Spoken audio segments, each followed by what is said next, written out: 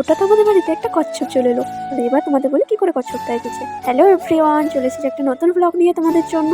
আজকে সারাদিন মেঘলা আকাশ ছিল, আর তার সাথে বৃষ্টিও হচ্ছিল। তো যেই বিকালের দিকে মেঘটা একটু ফাঁকা হয়েছে, অর্থাৎ বৃষ্টিটা একটু থেমেছে, অমনি চলে গেছিলাম মাঠের দিকে ঘুরতে। যেতে যেতে হঠাৎ লক্ষ্য করলো এই কচ্ছপের দিকে। প্রথমে তো বুঝতে পারিনি, ও চুপ করে রাস্তার একধারে বসে আছে। তারপর ভালো করে দেখে বুঝলাম এটা একটা কচ্ছপ। আর কচ্ছপটা আমি ফার্স্ট বার দেখলাম, এর থেকে ফটোতে দেখেছি বা সামনে থেকে কখনো দেখার সুযোগ হয়ে ওঠেনি। কচ্ছপ যখন দেখেছি একে তো বাড়ি নিয়ে যেতেই হবে। আর কি, অন্য বিকালে বাড়ি নিয়ে চলে আসলাম। ইসুরকে একটা জলেতে ছেড়ে রাখলাম। তারপর রাতের বেলা খেতেও দিয়েছিলাম, কিন্তু সকালবেলা উঠে দেখি ও কিছু খায়নি। যাই হোক, তোমরা কিন্তু এর আগে কে কে কচ্ছপ দেখেছো অবশ্যই আমাকে কমেন্ট করে জানিও। আর আমি শুনেছি কচ্ছপ নাকি ঢেলা জমিতে বেশি দৌড়ায়, আর এমনি মেঝেতে ভালো দৌড়াতে পারে না।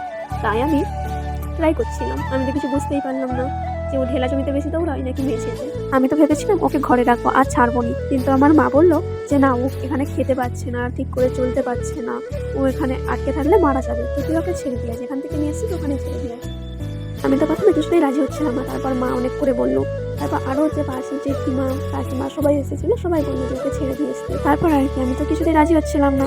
তারপর যা আমি বাড়ি থেকে একটু বেরিয়েছি, আমার মা অমনি ওকে ছেড়ে দিয়ে চলে এসেছে মাঠে। তো তোমরা চ্যানেলটিকে সাবস্ক্রাইব করে অবশ্যই পাশে থেকো। টাটা।